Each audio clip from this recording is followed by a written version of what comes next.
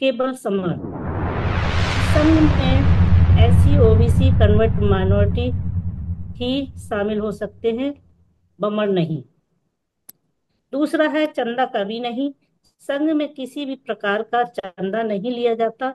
जब भी कोई संगति करते हैं तो संगति के लिए रविदास भवन, कबीर भवन, बुद्ध विहार, अंबेडकर भवन आदि, जहाँ कोई पैसा नहीं लगता, और खाना भी सभी अपने पैसे से खाते हैं, इसलिए ना कोई रसीद कटती है, ना धन मांगते हैं। चंदा लेना संघ की परंपरा संस्कृति नहीं है। तीसरा, जाति अभ्यास कभी कभी नहीं। यहाँ किसी प्रकार का भेदभाव नहीं है। कोई रंग भेद का भी जिक्र नहीं है। समणों के इतिहास में कहीं भी जाति सूचक शब्द नहीं मिलते, क्योंकि जाति शब्द तो जन्म से होता है, किसी वस्तु के उत्पन्न होने से है। इस दुनिया में हर क्षण प्रति क्षण किसी न किसी वस्तु का, किसी न किसी चीजों का जन्म होता है, उत्पन्न होता है, नष्ट होता है, फिर जन्म लेता है। इसी को जाति कहते हैं। चौथा है केवल संघवाद। समण संघ समणों का संघ है। पुराने समय में केवल संघ ही होता था। यहाँ भी किसी भी तरह का संगठनवाद, परिवारवाद, क्षेत्रवाद, पूंजीवाद, धर्मवाद नहीं होता। पांचवा है पद प्रतिष्ठा मंच माला कभी नहीं। आज के समय में लाखों तरह के पद बनाए बनाए जाते हैं, बनाए हुए हैं। यहाँ तक कि धार्मिक लोग भी पद लेकर चलते हैं। बुद्ध ने दुनिया का पहला भिक्षु संघ स्थापित किया, मगर संघ चालक, संघ नायक, संघ सेनापति जैसा कोई पद नहीं बनाया। पुरातन समर संघ से लेकर आज तक सभी संघ गतिविधियां कहीं भी कोई भी पद दिखाई नहीं देता। पद होगा तो प्रतिष्ठा भी होगी, मंच भी होगा, माला भी होगी, जैसा संगठनों में होता है। पर संघ में इस सब की आवश्यकता नहीं होती। छठवां है पंजीकरण कभी नहीं। संघ लोगों की एक स्वतंत्र इकाई है, जिसमें किसी भी तरह का कोई बंधन नहीं है। संघ का कोई मालिक नहीं है और सब मालिक हैं। इसका पंजीकरण नहीं होता।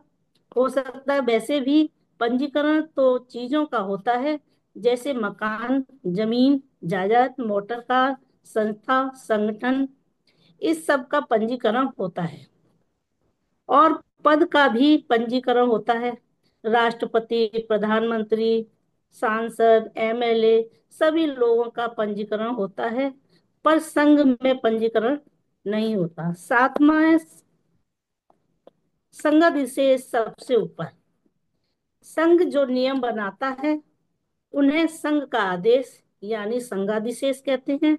यदि उन नियमों का पालन न किया जाए, मना कर दें, तो उसके ऊपर संघात की कार्रवाई की जा सकती है। यह संघ के विपरीत कार्य करे तो भी संघघात की श्रेणी में आता है। आठवां है संघ राजनीति में नहीं जाएगा। संघ कभी राजनीति में नहीं जाता, पर संघ का कोई व्यक्ति राजनीति में जाना चाहे तो जा सकता है। जाकर बहुजनों के महापुरुषों की विचारधारा से लैस होकर बहुजनों के हित में काम कर सकता है, लेकिन संघ कभी राजनीति में नहीं जाता। संघ घातक की वापसी संघ में नहीं, ये नमा गोल्डन रूल है। संघ संघ में जो नियम है वो सभी को मान्य होते हैं। नियमों को आप अपनी मर्जी से नहीं चला सकते। यदि कोई संघ की गरिमा को नुकसान पहुंचाता है, या संघ के संगियों को बरगलाता है, या अन्य संघ घातक गतिविधियों में लिप्त रहता है, तो वह संघ घात का दोषी होता है। संघ उसे दंड देता है, और यह दंड संघ संघ निकाला से लेकर चेतावनी तक हो सकता है। 10वां गोल्डन रूल, जिस पर अपनी बात मुझे रखनी है। 10वां गोल्डन रूल जो 9 नियमों नौ विनय नियमों का आधार है। ये ना तो कभी बदले जा सकते, ना ही ये खत्म किए जा सकते, ना ही कभी अमान्य किए जाएंगे।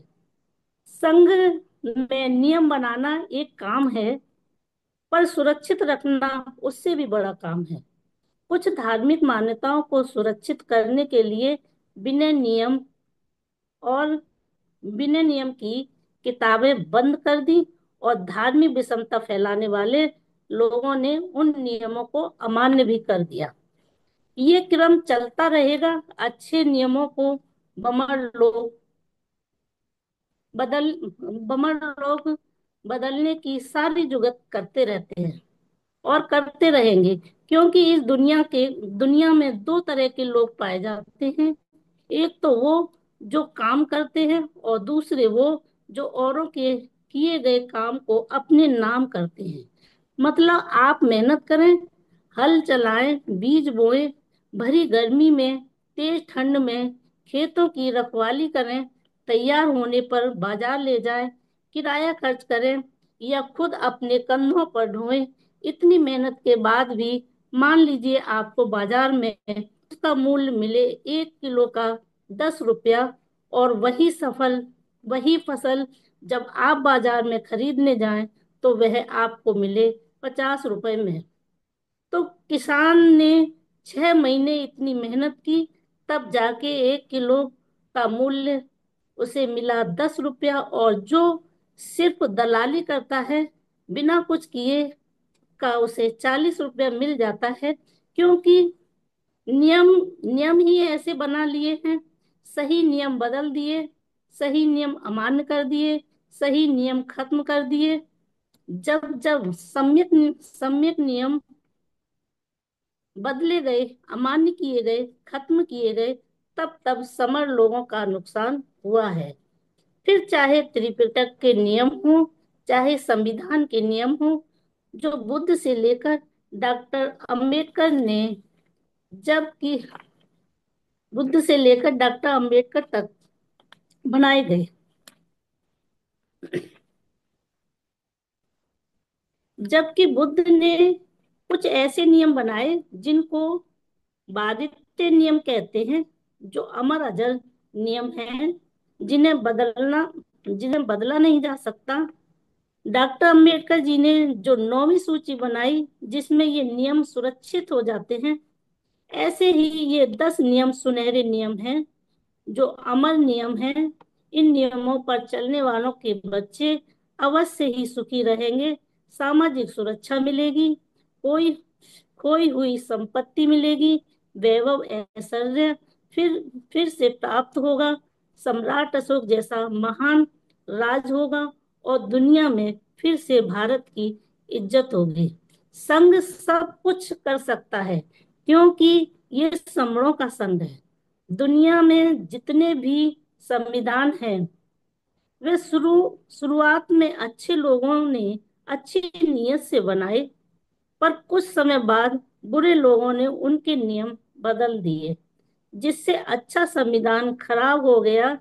जबकि पुराने संघ में हर 15वें दिन उपोषण पातिमोक्ष होता था, जिस जिसने संघ के नियमों जिसमें संघ के नियमों में यदि किसी तरह का बदलाव किया हो, या सुनने में बदलाव हो गया हो, तो ठीक किया जा सके। वही सब नियम संघ में लागू है। जब तक इन नियमों का अभ्यास चलता रहेगा, तब तक ये 10 गोल्डन नियम काम करते रहेंगे। आपने देखा होगा, जानवरों को, मधुमक्खियों को, परिंदों को, बुद्धिजीवियों को, नौकरी पेशा वालों को, सेनाओं को, वृद्धों को, और देशों को भी, जो सेनाओं को देशों को संयुक्त राष्ट्र संघ की स्थापना करनी पड़ी, और समणों का तो संघ पैदाइशी हक है। बुद्ध ने आदेश दिया, संघं शरणं गच्छामि। संतों ने आदेश दिया, साधु संगत करो, संगीति करो।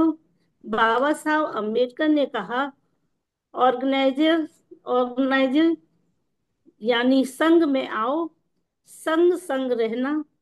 बाबा साहब अम्बेडकर ने 1927 में समता समाज संघ बनाया। उसके बाद लोगों ने संघ को तोड़कर 29 लाख संगठन बना दिए, यानी 29 लाख टुकड़े कर दिए। जबकि चोर, हत्यारे, लुटेरे, डाकू, अपराधी, पापी भी गिरोह में यानी संग संग रहते हैं। तो फिर बहुजनों के इतने टुकड़े क्यों हो गए? अतः हमको बिना सोचे समझे दुनिया का सबसे पुराना प्राचीन समर संघ में तुरंत आ जाना चाहिए। संघ ही आपके बच्चों को बचाने की गारंटी लेता है। पहले भी हमें संघ ने बचाया था। हमारा प्राचीन वाक्य भी यही है, संगे शक्ति। संघ में ही शक्ति है। गर्व से कहो, हम समर हैं और जन्मजात समर हैं। संगम नमामि, संगम नमामि, संगम नमामि। मेरे वक्तव्य में कोई त्रुटि हुई हो तो संघ मुझे क्षमा करे, क्षमा करे, क्षमा। बहुत बहुत हाँ, साधुवाद बहन जी आपका। बहुत बहुत बहुत बहुत साधुवाद मनोरमा बहन जी। बहुत बहुत बढ़िया। साधुवाद। बहुत बहुत साधुवाद बहन जी। को भी साधुवाद। बहुत बहुत साधुवाद।